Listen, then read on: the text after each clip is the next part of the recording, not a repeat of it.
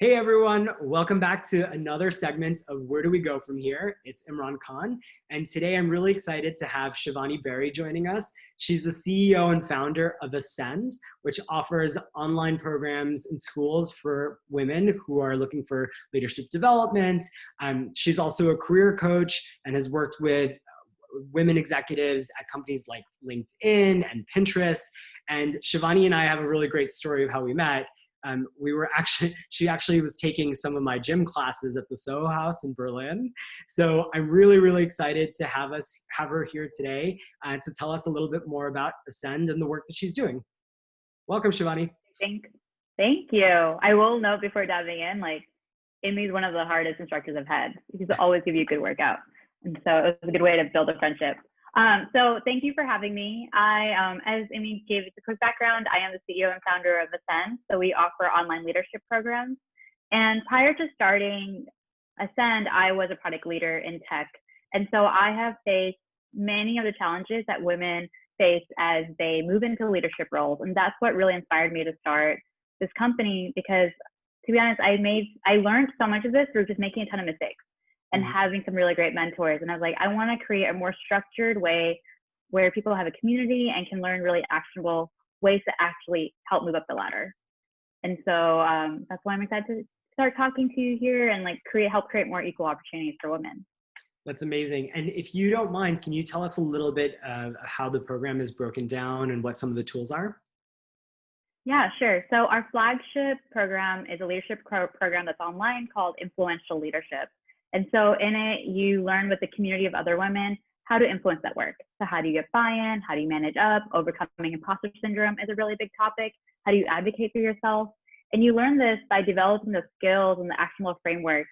So really the playbook of what exactly do I need to go do in these kind of settings? What do I do when it's wrong? And so we do this through a mix of pre-recorded video lessons, live virtual sessions with the group, and coaching from me, and then also exercises that you apply directly to your job. So it's been just amazing just seeing how people feel more confident and are able to just get buy-in at a more consistent level coming out of the program.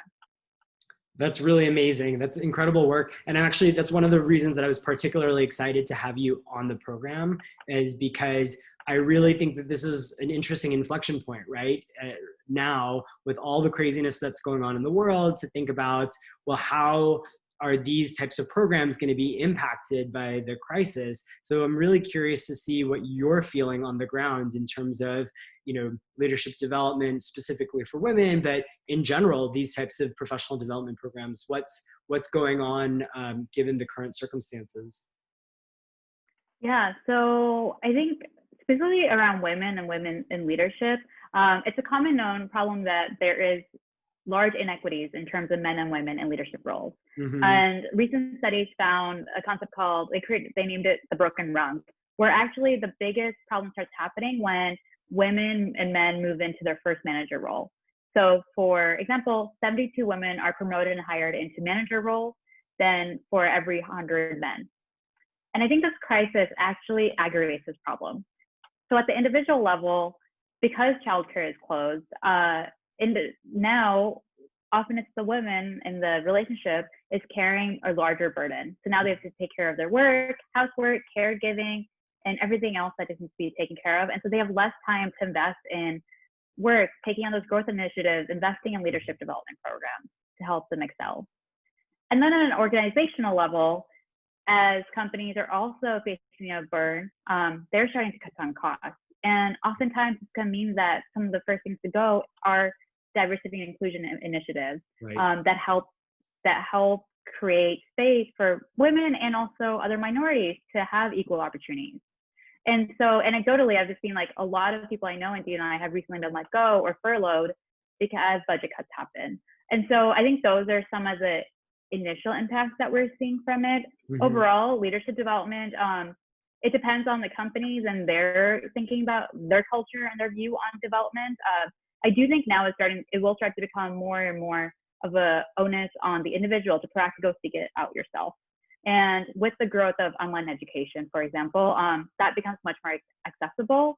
But as companies might start shifting their focus, individuals can still have access to it, especially in these moments when things aren't going well at work, those are times when your reputation is built and when you need to know how do you lead through stressful times. Yeah, I mean, that's so interesting just to even hear that, right? To think that like, given that there is so many companies that are pulling back and scaling back from these types of programs, that it's actually going to have these really crazy long-term impacts, right? And I Yeah. guess that segues really into the next thing that I'm really curious about is that whole impact that you just described. That probably is a whole bunch of short-term, long-term consequences. And I'm curious what you're anticipating, what you think is going to happen in like the next, let's say 6 months to a year time frame, and then even longer term, like 3 to 5 years out. How is this going to have an impact? Yeah. So I think in the near term, less women with kids who are taking on the primary role in their household in terms of caregiving will continue not being able to take on growth opportunities, are continuing getting really maxed out emotionally even. Mm-hmm. And so until that changes, I think their career growth is going to stall. And for some of them, unfortunately, that can mean long-term reduction in earning potential. It Right. could mean maybe they end up actually leaving their job or going part-time. And unfortunately, even in the mid to long term, studies show that having diverse workforces, diverse teams, actually lead to a higher revenue for a company. And so I think then it has implications in the mid to the long term around how well can companies perform and not being able to unlock their full potential. At the same time, there is a bit of a silver lining here that as companies are moving remote, as they're being more flexible around their work schedules, this does give women and other minorities, really everyone, opportunities to work for companies that maybe they're not physically located in here, but Right. other companies who have the policies and the culture that facilitate a more inclusive environment. Right. That's actually really interesting. I spoke with a great colleague of mine, also one of my best friends, Shauna Carter, who works for a company called Aegon Zender, which is one of the top executive recruitment firms. And she actually said exactly that, is that now all of a sudden, in terms of number of years worked in a particular expertise area is a little bit less important, and where you're located is also just less important now. Your ability to work remotely, your ability to be able to provide, great leadership virtually is all of a sudden super sought after, and that really benefits women and minorities disproportionately. So really interesting. Right. Yeah. Um, So hopefully that continues. and then I think, this is so helpful and so interesting to explore with you. I think then the last question, the question that I always ask everyone is, well, where do we go from here, right? Like, what's your advice? Like, what do you think the future holds for these types of programs, for a company like yours? Also for, if you were talking to young women out there that are just starting their first management roles, or growing into those roles, like, what would you tell them? What advice would you give them, impart to them, in terms of anticipating some of the future challenges that lie ahead? Yeah. So I think thinking about all the consequences that we're talking about, where it can stall how women in general progress up the leadership ladder, unfortunately, that means that most likely the young women who are now entering the workforce today may not have a lower probability of seeing women who look like them in leadership roles, Right. similar to us. And that was something that I was really excited for, and I think that could potentially get stalled. And so at the same time, I think it's still really important for them to seek out mentors, to proactively invest in leadership roles, to raise their hand for growth opportunities, it could even be like asking to go to a specific meeting. So I think that's something that women can continue doing. And then we as a whole can make sure that even if, one, encourage companies to invest in these D&I initiatives, make sure that you're creating an inclusive environment. That could even be, for example, if you're hiring someone for your team, make sure that there's a diverse slate of candidates that are in the recruiting pool. And it could also be through initiatives such as employee resource groups, so women's organizations, other minority organizations. So there's a sense of community and support, and they're also creating a voice back to the company around what needs to happen to help create a more inclusive environment.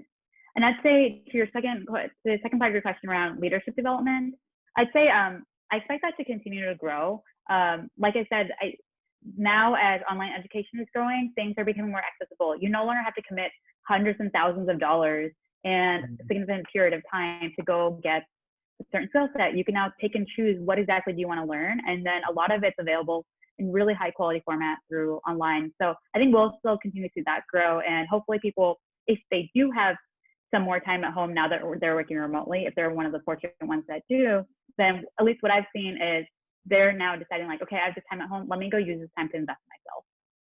You know, I think one of the things that I'm taking away from what you're saying, which I think is so interesting, is that this is a real inflection point for the corporate cultures of many companies, right? This is when they can really choose to say, hey, we're going to continue to either invest in this because we have a long-term perspective, or let's divest from this, which in the short term saves cash, but in the long run might have some sort of consequences.